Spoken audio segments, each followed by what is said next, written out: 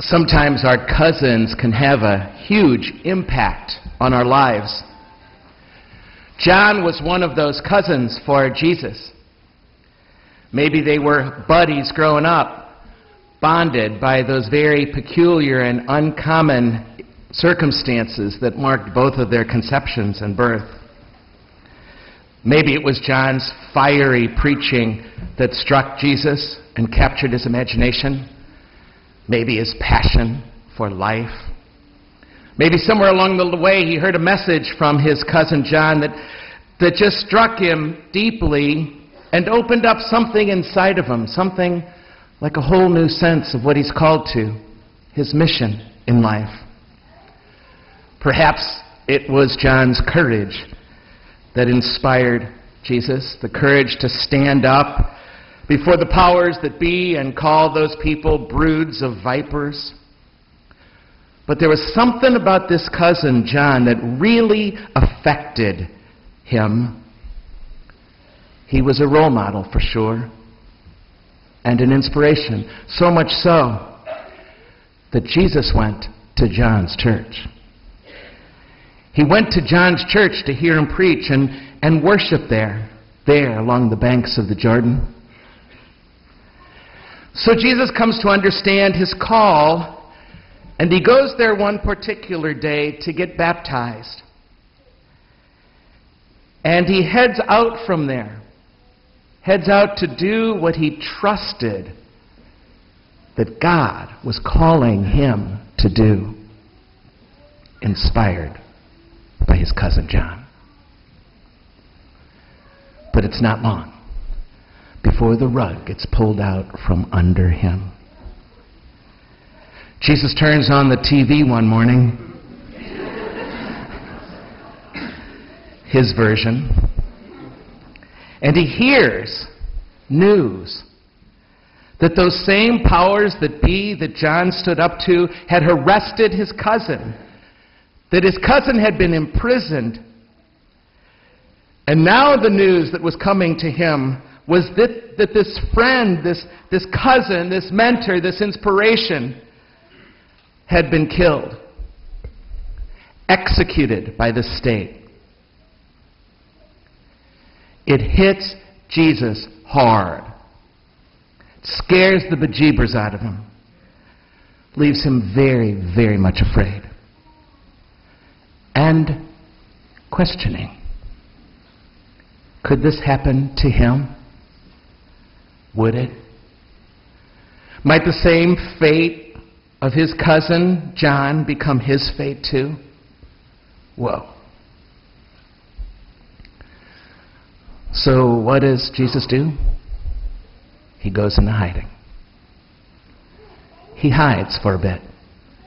He leaves this calling that was so clear to him, that he sensed was really what God wanted for him. He leaves it very much afraid and with new questions. He goes into hiding to reevaluate things, perhaps to escape the same fate, to do some hard thinking and maybe some trembling.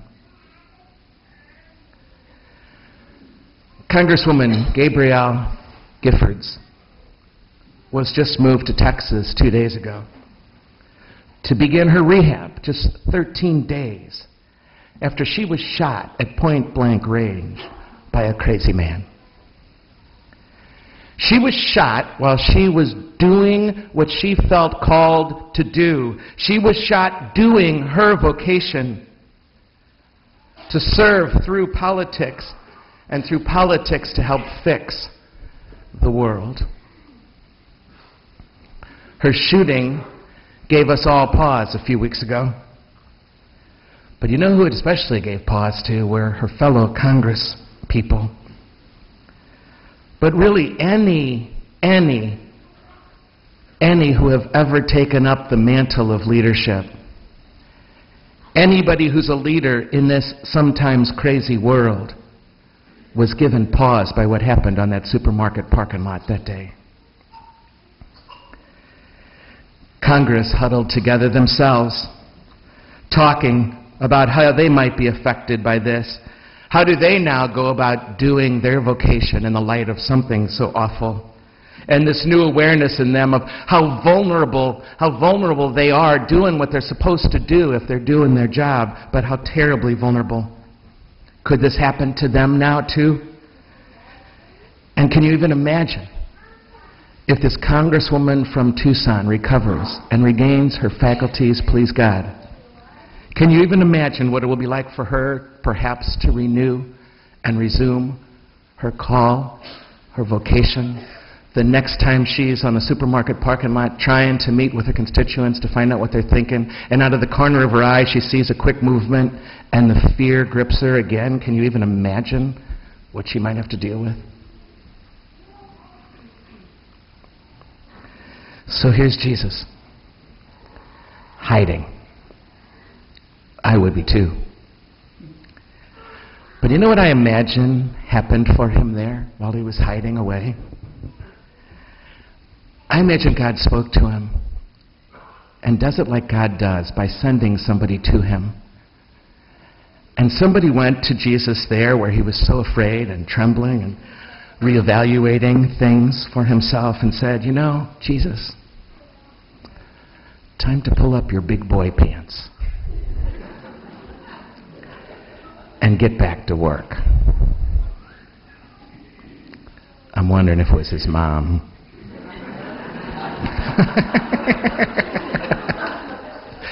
They do that. And Jesus heard it. And he took a big old breath and he said, you know, Mom, you're right.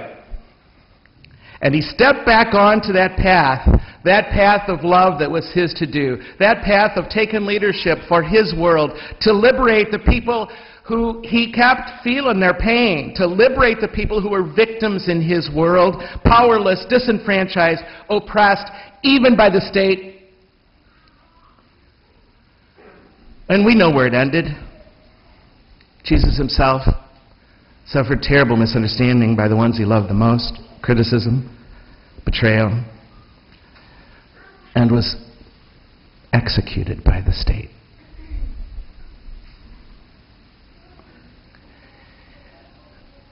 You know, I don't know if you've noticed, but it's hard to be a leader these days. But apparently, according to these scriptures, it always was. Paul writes about the rivalries between leaders in his own movement, his own church.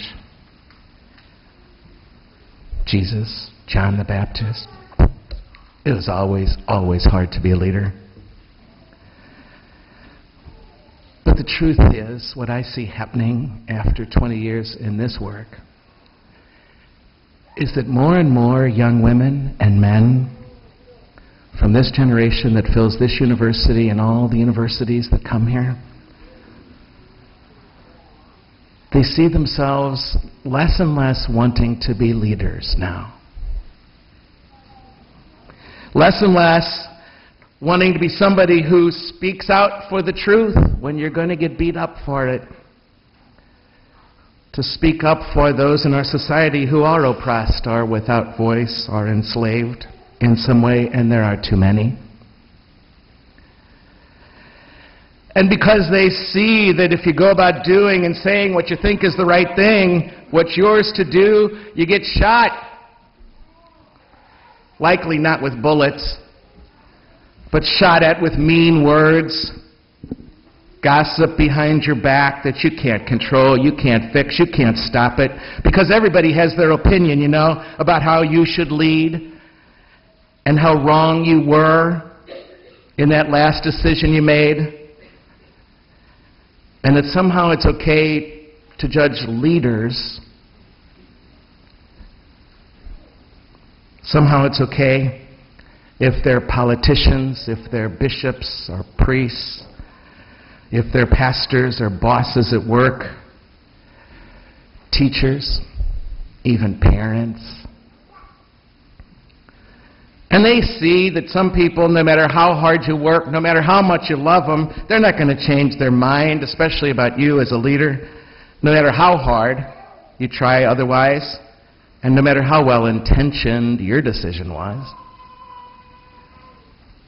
And it hurts. Ask any leader if it hurts sometimes going to bed at night? And any leader would tell you it does. And it can get really, really discouraging. Oh, it's no bullet through the brain. But it hurts.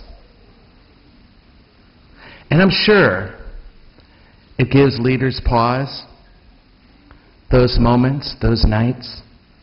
And they wonder, why am I doing this? Why would I step up to do this? I thought this was what God was calling me to do, and all I meet is resistance, it seems, and criticism and judgment. And young people are seeing that. They're seeing that and saying, why would I ever want to be a priest? Or a politician? Or a teacher, the way parents beat up on teachers? Or a CEO who has to lay off in this kind of an economy 200 people, or work 12 and 15 hours a day to try to keep the employees he or she already has. It ain't worth it. You know, as surely as Jesus called his apostles in this gospel today to be leaders in his movement, because they were called to be leaders, make no mistake about it, in this movement for liberation he was initiating, I am absolutely convinced, I am absolutely utter convinced, more than ever after 20 years in this job, that every single student, every student of this university across the street, and any of the schools represented here, and as a matter of fact, any of you, no matter your age or whatever point you're at in your life, even if you're retired, you are called to be a leader in one way or another. You are called to be a leader. And your temptation, like theirs, is to say no. To choose instead to lay low, to keep your head under the table, off the radar screen, and keep those considerable talents, and gifts I see in you over and over again, in hiding, rather than be judged, rather than be sniped at, rather than be gossiped about or constantly criticized. Conserve your energy, pick up the boob tube, remote control, and spend your day watching TV or video games. Take care of your life, and you know what? Make sure you got as little stress as possible. God, stress is the bad word. The temptation is to not step up. Not step up in a world that sorely, sorely needs good leaders. Now perhaps more than ever in our church, in our society. And the temptation is to hide, weak-kneed and trembling, scared like I imagine Jesus was, even for our lives sometimes because of the crazies out there. And definitely not ready to pay the price. Every leader pays. You know, almost every to a person, single apostle Jesus called, you heard reported this morning in that gospel, almost every one of them ended up executed by the state. All of them suffered conflict and tension of misunderstanding and judgment. But I would bet anything that if you were to ask them, would they have done it any other way? Do they wish they would have plugged their ears or ran into hiding another direction when Jesus invited them to follow him? Did they regret their decision to follow him? Knowing all that, even knowing the price they ended up having to pay, would they say it was worth it? I would bet they would say absolutely, and they would do it again, even knowing execution was how it would end. And if you were to ask me, after nearly 34 years now of leading communities in the church, or anyone else here, I hope, who's ever been a leader in any way, who's heard the call and dared to lead, if it was worth it, knowing the price, I hope they can, I know I can say, it was absolutely worth it for the joy that comes from having an impact on human lives. Either directly or indirectly, we all do it. And there's a joy we'll never know unless we take up the mantle of leading.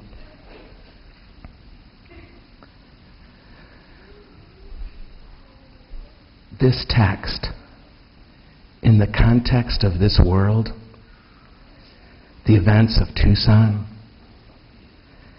say it's time. It's time for us to get out there and lead. To never, ever, ever let the dark side of human nature, the self-centered and the crazy people that will always be there, ever stop us. You are needed, my friends. You are needed desperately. So pull up your big girl and big boy pants and get out there and lead.